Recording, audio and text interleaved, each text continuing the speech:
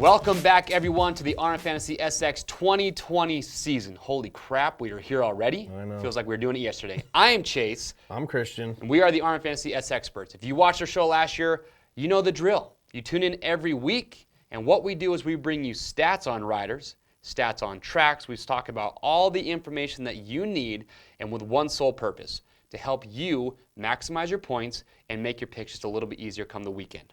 It's been proven to help your score. That's what we do. If you watch our show. It's been proven by science. I'm just saying. All right, well, maybe science has proved that I'm not aware of those facts, but Christian will gladly present those to you. But what we do, remember, every Friday the show comes out, so right before the races. Also, we have this show on podcast form, so if you don't have time to watch it on YouTube, you can get it on all the major platforms. Give it a listen. And also, as always, as we do these shows, what makes us happy is to see you out there commenting, interacting with us. We always want to talk to you guys, hear your thoughts on the race, and what you guys think is going to happen on that Saturday. Dude, the SXperts Nation is growing. It is growing. I mean, we're getting a lot of talk, chatter, comments. I think it's awesome. Absolutely. But why do they want to play RMFantasySX, Christian? Give them a quick, brief rundown of what's up for grabs this year. I mean, I can think of a lot of reasons to play and not a lot. I can't even come up with one not to. So it's free to play. We give away over 1,700 prizes a year, including 100 weekly and 10 grand prizes this year, including huge. Yeah, just KTM, first and second place. First place winner, race prepped, KTM, 450 SXF. It's huge. And we're bringing two strokes back because second place is getting a race prep KTM 250 SX. I'm pumped for that one. I saw some guy comment, this might be the first year I'd rather have second place than first. That is true. We're pretty excited about it. So we give away killer prizes. We also have group play. If you want, you can, after you log in, you create your account, you can join a group, create your own, have it password protected. A lot of cool groups you can play with Christian and I, with our group. We got groups like Carrie Bowling and Nicole Cheza who do one, Mike Mason. A lot of cool people doing groups this year, so make sure to join and browse those and pick the groups you want to play in. But let's talk about some notable changes before we get into this week's race that went on in the offseason. What do we got, Christian? First off, Dungey going to Factory Honda. Did not see that one coming. Part owner. I mean, wherever Dungey goes, it's going to get better. It's a 250 squad, but it's still pretty cool to see that happen. Yeah, we got to give him a shout out on that. Yep. That's huge for them. We got some venue changes. St. Louis is back on the map this year. And Salt Lake City. Right in our backyard. Right in our backyard is complaining. the last final round of Supercross this year. Vegas still gets around, second to last, but finale in Salt But Lake. here's the deal, and I'm just going to point this out right now. I know a lot of people are complaining that it's not in Vegas this year because Vegas, if you like to party, Vegas is Vegas. Vegas is Vegas. But if you want to come out to Salt Lake to watch the last round of Supercross, I'm telling you right now, there are so many cool, fun activities that you can do out here. Make it a weekend trip. Take you, get the family, come out. Do some skiing, some mountain biking. We got moto tracks out here, desert riding. You can have some fun and watch the races. So come out here and join us and have a good time. I grew up in Vegas. I'm from Vegas, and I love Utah. So there you go. Updated scoring system for this year. This is also new. Last year, when you were playing, if you had a pick inside the top 5, but it wasn't where you picked him to finish, you got 5 points. Well, we've changed it up this year a little bit. Now, if you pick a rider, and he finishes one spot away from where you picked him. So let's say I pick Roxon for first, he gets second, I still get 10 points. But if I pick a rider who finishes more than one spot away, you get 5. You still get the 5 points. So we're giving you more chances to earn more points weekly. So it's basically you were getting the same points if you're one spot away or 4. Now you're going to get more points, if your rider picks are closer to being correct. And now keep in mind, probably everyone does this every year. You have rollover picks because maybe you forgot to log in and make your picks or you thought you had already. So you can actually get calendar notifications on your phone, Yeah, that was tablet. a big hit. Yeah. Big hit last year. It's not spammy. It's not intrusive. It's actually pretty awesome. Go to the website, find the calendar button, add that to your device of your choice, and it just gives you a one time a week notice, right? Usually 30 minutes before the pick's locked down. It gives you plenty of time. It's really awesome. So I highly suggest that. And like last year, we still have 3 Triple Crown rounds, which are my favorites. All right, so there you have it. So those are some of the big changes in the offseason, also just for fantasy as far as points are concerned. But now, let's get into our first segment. We do this each and every week. It's called Track Trends. All right, heading into Anaheim, we took a look at the track, took a look at the weather. Everything's looking nice. The weather gods have blessed us. It everything is not good, going to be everything a mutter. right. Yep. Now, I'm excited, though. Looking at the track map, I think this, to me, is the best Anaheim 1 track that we've seen in a few years. Yeah. And I say that because you got a shorter start straight, but I like the long sweeping left. but you have long rhythm sections. You've got 180s. several 180 turns. Usually in a baseball stadium, you don't see a lot of 180 turns, and it's harder to make passes in that type of track. But a lot of 180 turns, 2 whoop sections. So for me, I think it's going to just make for good racing, lots of passing. What do you think? I like the sand section right before the finish. Yeah. Usually can send it a little harder there. I think the track, definitely compared to last year. Last year, if it hadn't been a mudder, I think that track was just really kind of basic, didn't really separate riders. And I get it with A1, you don't want to have a track that might be over the top, dangerous, get riders hurt, but it's good to see a track that I think will be competitive to race on. So I like that. Now, also, Christian, we have a good announcement. Tell these folks what's going to happen Saturday at A1. I mean, we're heading down to A1. We're going to be down there in the pits. We want to talk to you. We want SXperts Nation showing up. Come talk to us. Lock your picks in with us. Let us know what you think. And we're going to have some extra swag and prizes to kind of hand out, too. So we look forward to seeing all the So if you want to be interviewed, come talk to us. Like Christian said, we have some signed swag that we'll be giving away. Also, what's cool is that a few hours before the races start, we're going to be putting up a video actually showing our interviews that we're doing at the stadium with just fans, with some of the people in the industry, just kind of talking about how people are feeling about A1. So make sure to give that a watch. And that's why, again, you want to subscribe to the YouTube channel, hit that notification bell so you see exactly when that video comes out. But that's the track trends. Like I said, I'm stoked on it. But now, let's get right into it, because this is why we play fantasy, is we talk about riders, we talk about stats. So first up, let's get them on the table. These are our top contenders, what we think are some of the best options for those top 5 spots. So our top contenders going into A1 only, we got Cooper Webb, Eli Tomac, Ken Roxon, and Jason Anderson. I mean, so these are our top 4. They're the most picked riders week in and week out. Right. Okay. So. Now, keep in mind, a lot of people, especially on the preseason show, ask where is Muscan. Muscan got hurt, folks. He had knee surgery. He is out for Supercross. So please don't ask me why we didn't talk about Muscan, because that is why he is out.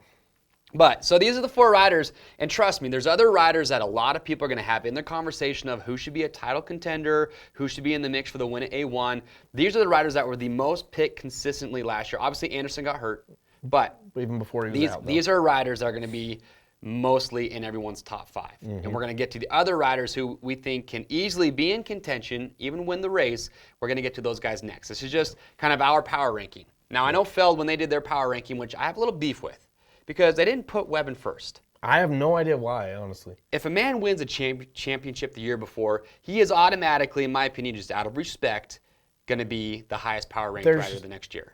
I don't know a knock on the man right now. Dude, so I don't let's talk about stats and why this man is our champion from last year. Okay. He's the returning champ, no doubt. He had the best average start and finish per gate drop of any rider, really by far. He beat Tomac 9 out of the 17 races, so over half.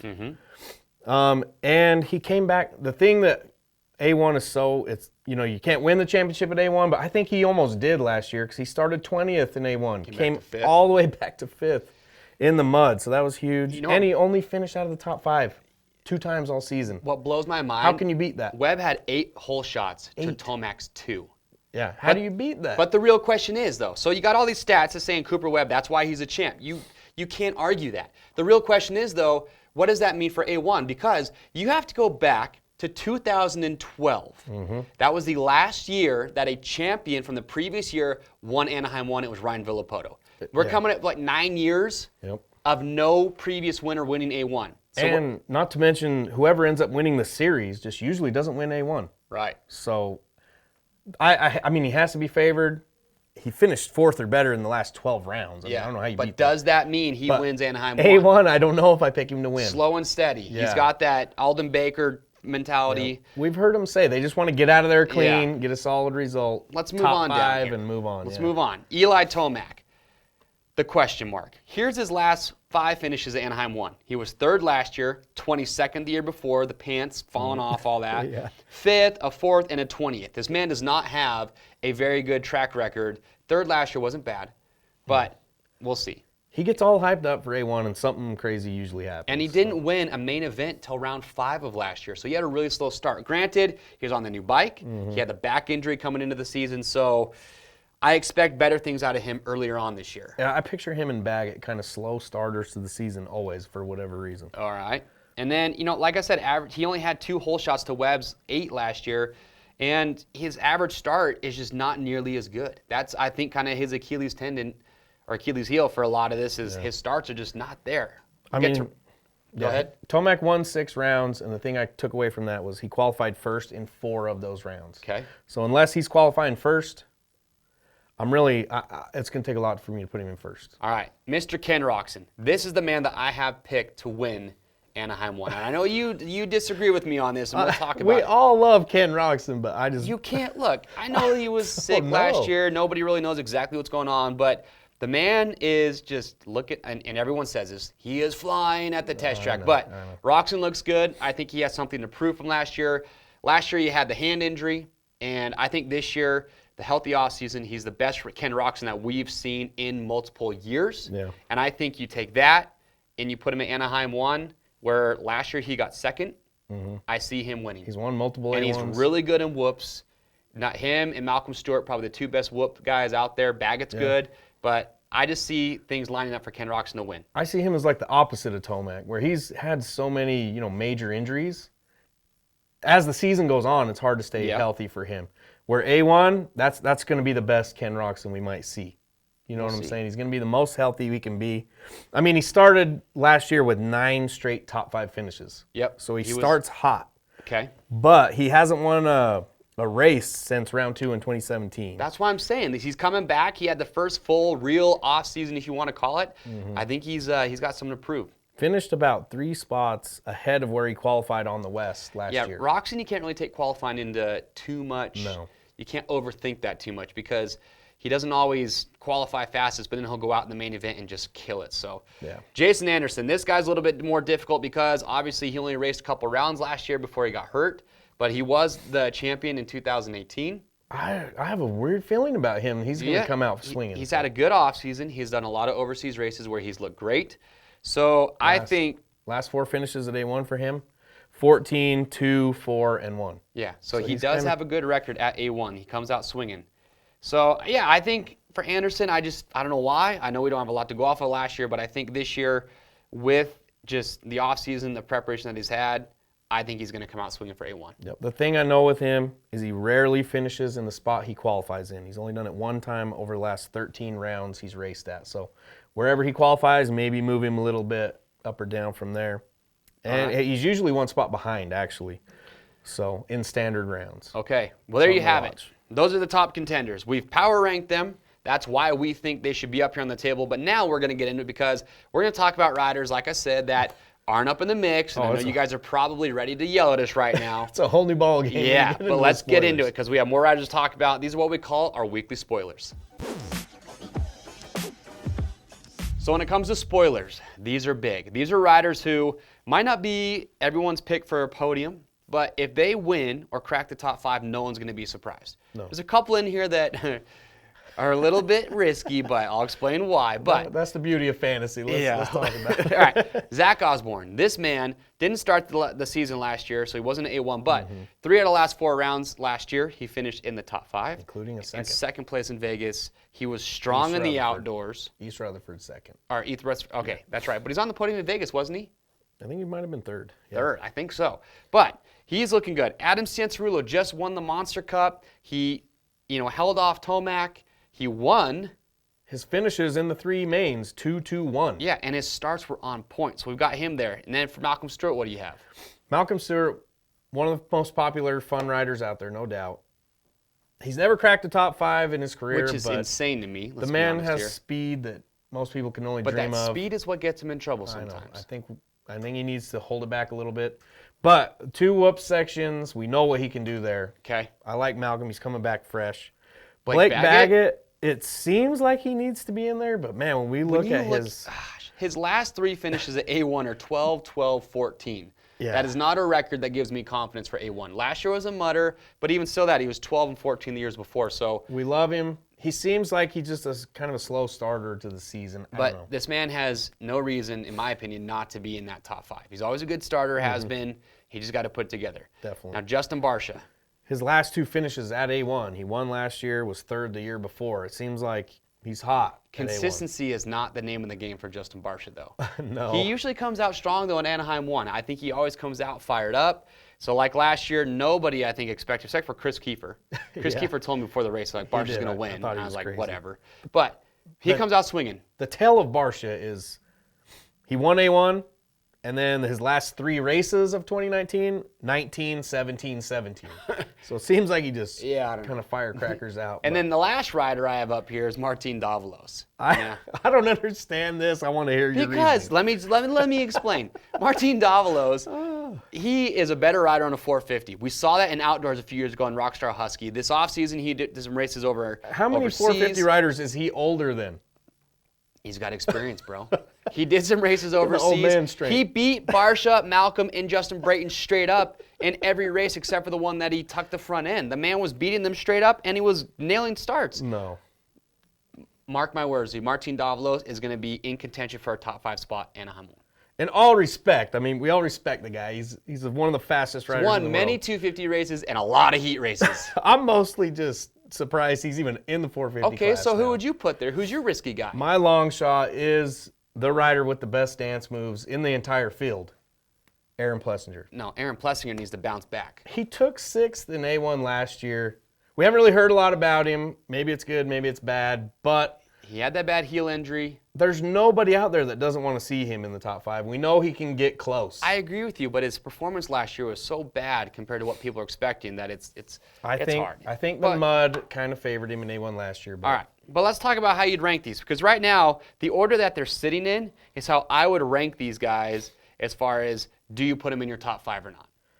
What would you do? When you laid him out there, I thought you were out of your mind. But Why? Osborne is just solid. He's a solid dude. You can't. Yeah. There's not really any knocks against that guy. AC, the more I think about it, he's one of those types of riders like Barsha that would want to win A1, get out there, make a name for himself real quick.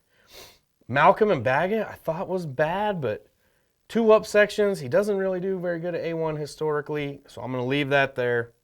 Barsha, it feels weird having him behind like Osborne and AC, but Would you put him up farther? he's just risky. So I don't know. I kind of agree with putting him back here. Davalos, I don't know what you're going with there, but I would put almost like a Bray in or a Hill in front of Davalos.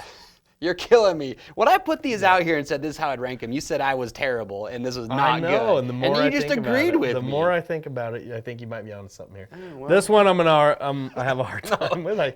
Come on, my Davalos is your Cole Martinez. Oh, Cole. Speaking of Cole, we need to find him at A1, the quest for Cole. See, Oh, his off-season training's looking nice. Strong comeback here. You I'm and Cole feeling. Martinez. All right, well, there you have it. Those are the weekly spoilers. You've seen how we ranked them. What do you guys think? Comment below. Who do you think is going to be in contention? And did we miss anybody? Chad Reed. But we're going to talk about that in a little bit because we got Wild Card Watch. So let's get into it next because that's important. All right, time for the most important pick of the week, the wild card. Wild card. This week, 10th place. We laid out our riders that we like for that position. You're probably not going to win a weekly prize without getting this pick right. And the wild card's important because you get 26 points, the same as first. I mean, the majority of weekly winners always have the wild I card. think I got it like 3 or 4 times last year. Most I've ever got it. I only got it like once, yeah. You feel good when you get it. You do. I feel better about a wild card than like getting first place right. I walk Because it's a hard pick to make. 2 inches taller every time I get it. But we got Vince Freeze, Chad Reed, Justin Bogle, my boy Martin Davalos, That's right, Dean Wilson, and Tyler Bowers on the table. Okay. Let's talk about it. Vince Freeze. Here's why he's a good pick. He finished between 11th and 13th, 6 rounds Last year. Yeah, that's a lot. That's not too bad. And also, he only finished a half of a position behind his qualifying times on the West Coast last So, year. yeah, you want to check to see where he qualifies, Yep. no doubt. Chad Reed is just the wild card. The wild people's card is champ. his spot. Everyone's going to pick him there no matter what. But this week, it actually makes sense. Yeah, he took, 9th through 11th in 5 of the 12 rounds that he raced last year. Mm-hmm. And his average finish on the West was 11.6. That's right. So he's in there. Justin Bogle. Justin Bogle, it feels like he should be a lot higher up, and we want him up higher. But It's because he won heat races last year. He did top 5 a couple rounds. Yeah. I could see him being even a weekly spoiler. Yeah. I know he's not going to be a popular pick for people in the first round and be in their top Mm-hmm. 5, but it would not surprise me to see Justin pull a whole shot and run up front. Yeah, he could wreck the picks. But just no going doubt. off of stats from last year, he's a better, more safer bet for that wild card spot, 10th place. His average finish was 11.5 on the West last season, and he took 10th 2 times on the West last year in Oakland and Vegas. So now, Martin Davalos, I got nothing on him except for I just got a gut feeling. This man's either going to top 5 or give me points in the wild card. Dude, I want to just see him up there battling, no doubt. All right, Dean Wilson. Dean Wilson coming off injury. Yeah, I don't know. I've heard he's showing up for A1, but no one's really confirmed it. Yeah. I've heard it, but Dean's not posting on social, so we'll see where he shows up. Look to where he qualifies, but I'm not getting my hopes up as far as even the wild card. We'll see. I don't know. I hope he comes back. He's better than that, but with injury and little information, that's kind of where he is. Now, lastly, Mr. Bowers. Tyler Bowers. I think he looks good for wild card this week. What are the stats we have on him? Tyler Bowers, he finished 10th 3 times last year, and between 10th and 12th, 8 times. So I remember looking at the old lap charts from last year, and he was in that position right there. I mean, most of every race. So I like Tyler Bowers in there. So there you have. That's a wild card watch. Some of our favorite picks based on stats. What do you guys think? I know Justin Hill's not up here. Is he better than a 10th place guy this year? The Justin stats would say Brayton, no. we didn't have him. He could be a spoiler. Maybe he falls in I don't know where Justin Brayton's going to fit in. There's just so many question marks. That's why it's so hard. The dudes we had the most evidence for, minus Martine, where you got your hunch. Where the gut. And that's all right, because that's sometimes what fantasy's all about is picking with the heart. That's true. All right. Well, now we want to get somebody special on the phone to get a little bit more insight. You see him every weekend on Race Day Live. He is the man, the myth, the legend, Jim Holley. Here it is, Between Two Berms.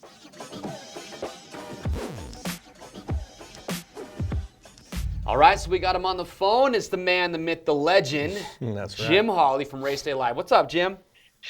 Not much, man. Just can't wait to get 2020 started. I think it's going to be an exciting year and a lot of changes for Race Day Live, and it should be awesome.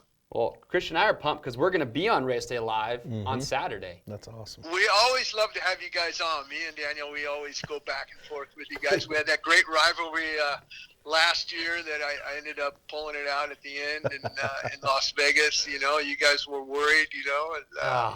But, yeah, that was awesome and fun to do, and also making the videos. You know, that was a great time, too. But unfortunately, we're not going to be able to do it this year because of the time restraints. We got too much going on. But you guys are still going to do your picks every week. We'll be on Race Day Live, what you guys think and stuff. Oh, don't worry, Jim. We're still going to get you to make your picks. You're not getting off that easy. You can't win a championship and then just back out the next year. It's not like Webb's just sitting this one out. Trying to go out on top. Yeah, you can't retire. See, Kristen's got the right thing. You go out on top, man. You guys were strong competitors last year. I mean, we were down. And we had to come back. You know? Yeah, we need at least 1 year to redeem it. It was an awesome series that we had. It was a good time. Well, Jim, we're going into Anaheim 1. I don't know if you've seen the track map yet, but it looks like a good track. And the big question mark, it's Anaheim 1. You've got so many riders who are showing up who want to prove something. So Christian and I in the show today, we were talking about our top contenders and our power rankings as far as who we think the most popular riders are to go for, say, the win at A1. We've got Cooper Webb, Tomac, Ken Roczen, and Anderson. What do you think about those guys? Or is there maybe somebody we didn't talk about, like an Osborne or a Malcolm Stewart? Who do you think's going to mix things up the most? What are your thoughts for the day? I mean, I think that you have to traditionally look at Anaheim and all the different winners. Like, who would have thought Barcia was going to win it last year, right? But Barcia wins it last year. Yep. Little bit rainy. Malcolm was up there in the front last year. Cooper Webb went down in the first turn last year. So, I mean, anything can happen. Look at a couple years ago, Tomac leading it, falls down, hurts his shoulder, had the problem with his belt buckle on his pants and stuff, puts himself in a big hole. Anaheim is so hard to predict who is going to win that one. But, I mean, I think the 4 guys that you had named off, I mean, if you're a betting man, you have to go with those guys. I think Anderson has something to prove. After what happened last year, you know, he didn't get the chance to run the number 1 plate, but 2 rounds or so, 2 or 3 rounds. And he looked strong in the offseason and things like that. But I kind of like it, you know, as an outsider, I kind of like Osborne. I like what I saw from him. You know, when he finished up on the podium there, he didn't start the season last year because he had an injury. But when he came back, it was a little rough. But then once he found his footing, I mean, he was putting in some good, strong rides. Now, with that being said, the key to Osborne is he didn't ride any of the off-season races like he did last year. So I don't know where he's at. Right. That's kind of the question mark is, and even with Webb, we haven't seen Webb line up for anything he didn't do. Monster Cup. So, and he was hurt, later in the outdoor season in 2019. So kind of hard to judge where those guys are at. I know they're going to show up in shape, but it's, Jim, you raced for a lot of years, and you really can't, you can do all the gate drops you want at the practice track, but it doesn't correlate to what it's like come Anaheim 1 when that gate drops. Am I right? Not the same. You can't even. And that goes to the same for guys that are going to come back. Marvin Muskin's not going to be there. Savacci's not going to be there. When they come back to the outdoors, they're going to be rusty. But another guy that I think that we're kind of overlooking is Adam Cianciarulo. That guy, he looked phenomenal at the Monster Energy Cup. He had great composure. He didn't rush things. He didn't get rattled when he went down. He kept his head on. So, Adam could be a guy that comes out and wins Anaheim 1. Easy. Yeah. Well, we've seen every year where the rider you don't expect. I think there's a lot more people hoping or expecting Adam to, contend for the win this weekend. I don't think it'll be too surprising if he does. But like you said, kind of looking at the history of A1, it's been every year somebody jumps out that you're not expecting. So I agree. I think Osborne and Cianciarulo are really good. Last rider I'm kind of curious about to see where you think he falls in is what about Malcolm Stewart? I talked to Roger Larson. He runs 7 over there and manages Malcolm and helps him out a lot. I said, if Malcolm is patient this year, Malcolm will have a lot of podiums this year. I think Malcolm has a tendency to rush things a little bit. It's lap 10 or 12 or whatever, and he thinks he has to, get by the guy. Malcolm's got to use his strong points, and his strong points are the whoops. He's going to be phenomenal in the whoops. He's got great, entry speed, exit speed all the way through. He stays on top. He's good there. Yeah. He has a tendency to go like 3 or 4 corners before and try to make a pass on somebody and lose the front end. And what I mean by being patient is wait till you get to the whoops. You're going to blow by him in 10 seconds. You'll be in the whoops, and you're going to blow right by the guy. So be patient with that, and I think that we'll see a lot more better results from Malcolm Stewart. He has yet to get into the top 5 in the 450 class, and I think this year – I think he's going to do it. He's the number 1 guy over there because Brayton left, and now he's the number 1 guy. Brayton's teammate with Kenny Roczen, so we'll see what happens. And also the other guy over there, Tony Alessi, he does a lot. They got their first win 2 years ago with Justin Brayton at Daytona, but now they got Justin Hill, and I hear Justin Hill's adapting to the Honda really well. A lot of people expected him to do a lot last year, and he basically flopped, so he's got to redeem himself. All righty. Well, I like your thinking, but so real quick, Jim, who do you have right now, and this might change, but who would you say is your top pick as of today for the win at Anaheim 1? I'm going to go with Adam Cianciarulo. Oh. That's a popular pick. Oh, that's all right. I like it. A lot of people picking that. All right, Jim. Well, hey, man, appreciate you calling in. Looking forward to it this year. Christian and I are, stoked to be on Race Day Live on Saturday, so we'll see you at the races. All right, and I can't wait to see what your picks are for Anaheim. All right, we'll talk to you soon. All right, guys. Have a good day. See ya. I love that guy. He's one of the best out there. How's your back from his bear hug? Oh, dude, he destroyed me last day 1. All right, well, there you have it. That's Jim Holley giving his thoughts on the top contenders. Adam Cianciarulo. There's going to be a lot of people that have him in their top 5. He is like trending upwards big time. So. Well, there you have it. But you know what time it is now, though? Time to lock him in. Let's do it. Oh, I'm excited. Here we go. Locking them in. First round, Anaheim 1. Here's what I have so far. Granted, this could change once we see qualifying, but right now, my hunch is Ken Roczen is healthy. Wins another A1. He's done it before. He'll do it again. Ken Roczen wins A1. Eli Tomac comes out swinging 2. Second place, just with Kenny and how good his whoop speed is. Yeah.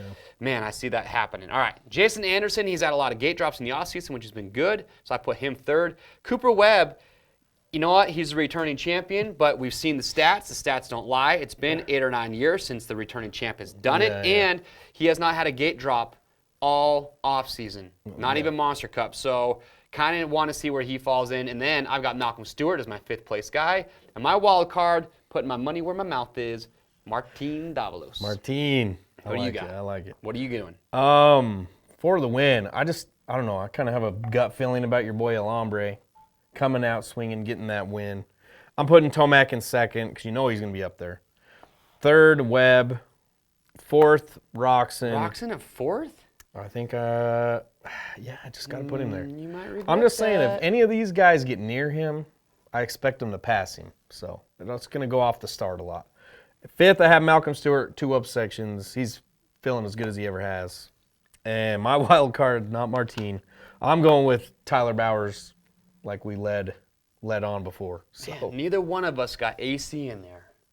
I got to see a little bit more from him. I mean, You know he's going to qualify fast. if he's up there But qualifying it's just, top 3, it's going to be tough to not put him in there. yeah. And that might change. We'll see how AC's feeling looking in qualifying. But there you have it. Yep. They're locked in. What do you guys think? Are we close? Who do you have? There's no Osborne up here. There's no Baggett. There's no Brayton. What do you guys think? Yeah, lock We your wanna picks hear in the comments. Lock them in. Tell us who your top 5 are. Or cash us outside A1 and lock them in with us in person. Yep. So There you have it. But now let's get to reasons why we play fantasy each and every year. This is the prize recap. okay, before we get into prizes, some other important news. Limited time offer code for all the SXperts out there. Use the banner up on the fantasy site for Alpine Stars Casual. Use that link. And if you buy over $50 worth of Alpine Stars Casual and use the offer code ASTARS promo, you'll get a free Alpine Stars tumbler in with your order. Pretty sweet. Those things are cool. I've seen them. Yeah, so get you one of them. Also, tell me about group play. New this year, join up in our group, RM Fantasy SXperts, and whenever our guys, Bogle or Baggett, top 5, we're going to pick a random person in there and send them a signed Baggett and or Bogle number plate as a trophy of being in our group. Not a bad incentive right there. And if they podium or win, signed jersey. So make sure to join up in there, give yourself a chance for that. Nice. All right, so now, though, let's talk about the 100 reasons every week that you want to play RM Fantasy SX. That's right. First of all, weekly prizes for round 1. Bell Moto 9 Carbon Flex. Bell helmets, thank you for being back with us. Those helmets are people love sexy, and it's a friggin' awesome helmet. Also, we got Shoei VFX Evo helmet this year. Killing it. Another killer helmet. Jeez. Third place, we got 2 sets of Bridgestone Battlecross tires, Pro Honda Prize Pack, RevArc Dirt Bike Loading System. Those actually are sweet. I've done a video on it. What else we got, Christian? FMF Casual Spending Spree, Fly Racing Light Hydrogen Gear Set, Scotia Power Up Portable Jump Starter and Boom Bottle, Fox Comp Boots, and Cherubi Spending Spree. And always, as always, $10 Rocky Mountain gift cards. 100 winners each and every week. Now remember, though, timestamps are important. Because a lot of people change their picks, which is totally fine up till the night show. But when you change your picks, you update your timestamp, and the tiebreaker always goes to the earlier pick. So that is something to keep in mind. That's right. And Kerry Bowling learned that at Vegas last year. Exactly. I think we all have at some point. All right, but grand prizes. Yeah, let's go over it. Get your people signed up. I mean, you don't want to miss round 1. Talk to everyone you know, and this is why. First place grand prize, Race Prep KTM 450 SXF. Factory edition. Factory edition. Kitted out. Second place, we're bringing back the 2 smokes. We've got the KTM 250 SX. That's huge. Third place, one of my favorites, a trip to the Monster Energy Cup VIP status. Oh, that's legendary prize. It is a good one. Fourth, you get a year's supply of Dunlop tires. Can't be mad about that. That is a good one. All right.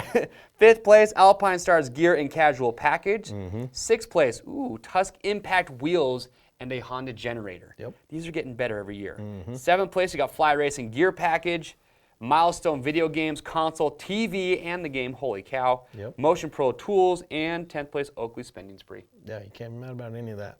That's Huge why you want to prizes. play. Well, as always, thank you for tuning in with us. Now remember, hit the subscribe button on YouTube, hit the notification bell. That way you always get the notification of when the next episode of RM Fantasy SXperts SXperts has gone up. There we go. Yep.